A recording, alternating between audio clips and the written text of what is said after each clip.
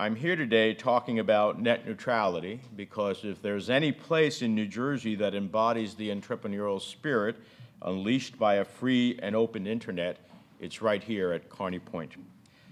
This is a place built on the idea that anyone with a laptop and an internet connection can be an entrepreneur, an innovator, or a job creator.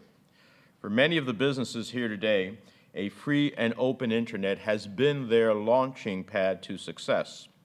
But let's be clear about what I mean by free and open, because I'm not talking about the bill you pay for your internet connection. We're talking about the free flow of information, unabated and open, to all different kinds of content, applications, devices, and so much more. That openness is what made the internet such a revolutionary platform for innovation, paving the way for technologies to transform our lives in countless ways, from how we keep in touch with families and friends, to how we watch our favorite shows, to how businesses reach customers across the world. The principle behind the internet freedom is the principle we know as net neutrality, and it's a principle I'm working to defend from the Trump administration's recent attacks.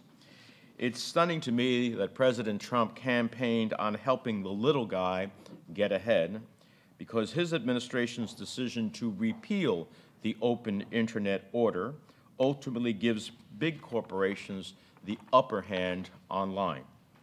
An open internet is the great equalizer that lets the smallest of startups to openly compete with the largest corporations without having to pay for priority access online.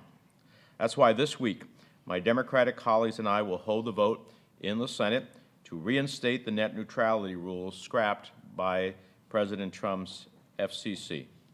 The open internet rules were put in place to prevent big corporations from blocking, slowing down, or discriminating against content online. Now the consequences of this decision won't be felt overnight, but the long-term impact of repealing net neutrality will likely be higher prices for consumers, slower speeds online, and a higher barrier to entry for small businesses and entrepreneurs. We can't have special interests picking winners and losers when it comes to the information and content delivered to consumers online. That's why Congress should be focused on making sure that all voices are heard when it comes to the laws that govern internet service providers. Net neutrality matters to New Jersey's families, students, and small businesses. And you can take it from me. I've heard from over 30,000 New Jerseyans calling for action to protect net neutrality. They know that in today's digital economy, a free and open internet isn't a luxury, it's a necessity. Take the small business owner from Montclair who recently wrote me, "Without net neutrality," she fears, and I quote, "her business will receive internet exposure not based on merit, quality of customer service, reviews, or even search terms, but based on how much she pays the internet access providers to show her business to their customers." It's entrepreneurs like her and so many here and many others throughout our state and in our country that I'm fighting for when I fight for net neutrality.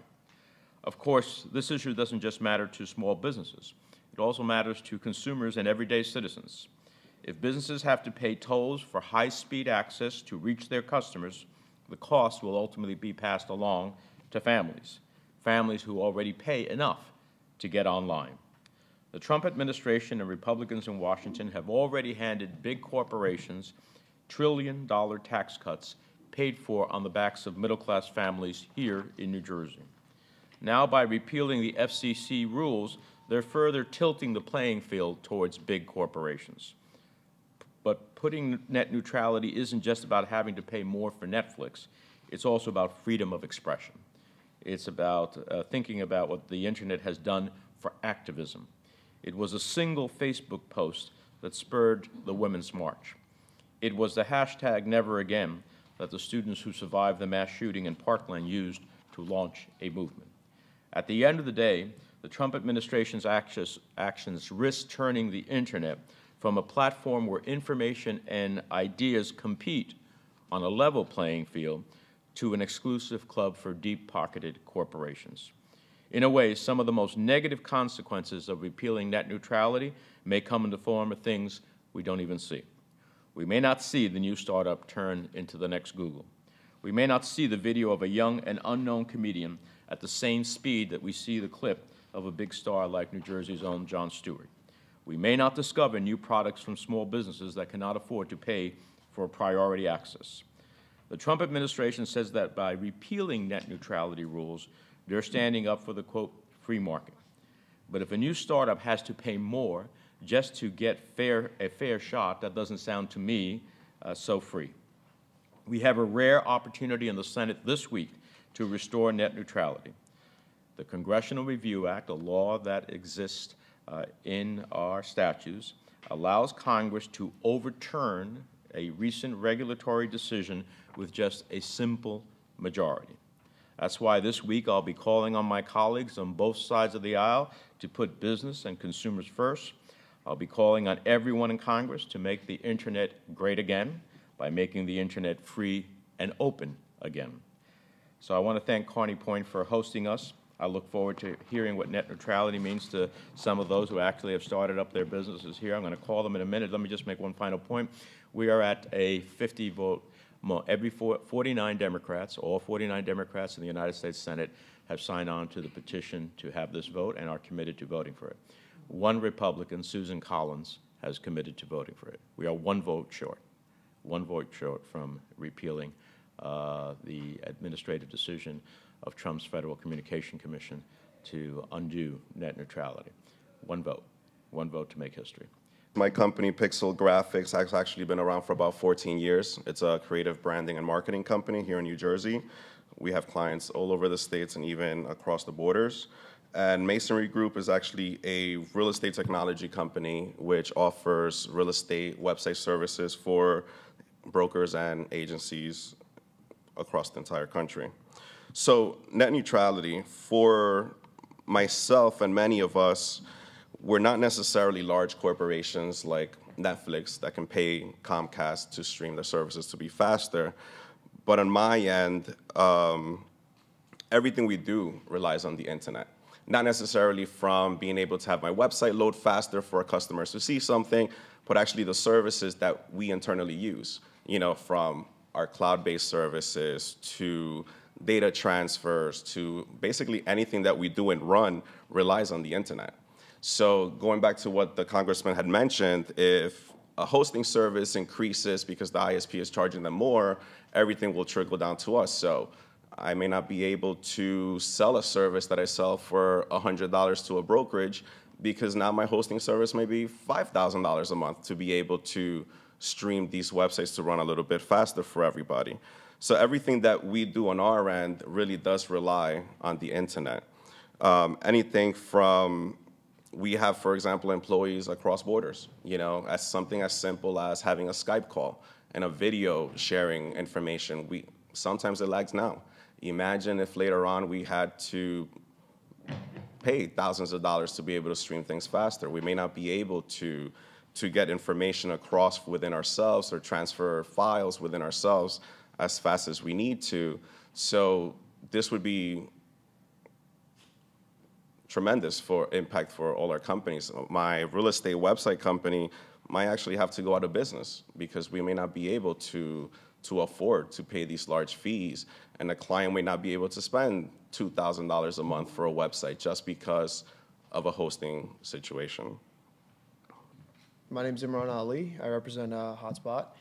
And at Hotspot, what we really aim to do is to close the information gap around the world, to allow people the most democratic access to information on events and experiences around them in real time. Now, in order for us to be able to achieve this mission, net neutrality is essential. My business partners are here with me today, and we started this as a dorm room dream. 4 Rutgers students getting together, trying to solve a problem that we saw in the world. And now, net neutrality could potentially stand in the way of us being able to solve this. We really aim to give the quality of information and really provide this great service to customers across the country and even across the world. But without net neutrality, we might not be able to achieve this mission. it might cost us 4, 5, 10 times what we can do it for now. We really want the internet to be for everyone. And it's hard enough, it really is. It's hard enough to own a small business. It's hard enough to have a technology startup in 2018 and to be able to achieve the things that we want to achieve in the world. But now, if net neutrality is repealed, we won't even be able to get our emails sent across at the appropriate time or Skype call with our contractors, or to be able to really build our infrastructure to the level that is required to provide that same quality that a larger corporation can provide.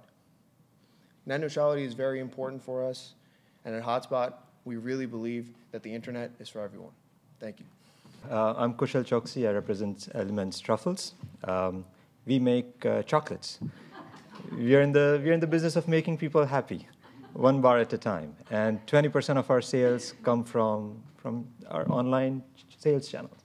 So it's very important to us that the traffic is not throttled. There are no fast lanes for selective players who can afford to pay more. And it's very important. How many of you here have shopped on Amazon or any internet business online? All of you, almost. Anytime you go to shop or you buy something, there are so many steps. And on one page that loads slow, or if you feel that there is some delay, what you're going to do? You're going to drop off and try something else. Go to a competitive, right? So it's very important to us as a small business that there's minimum amount of friction in anything we do, in any sales flow from end to end. And having net neutrality kind of helps us get there.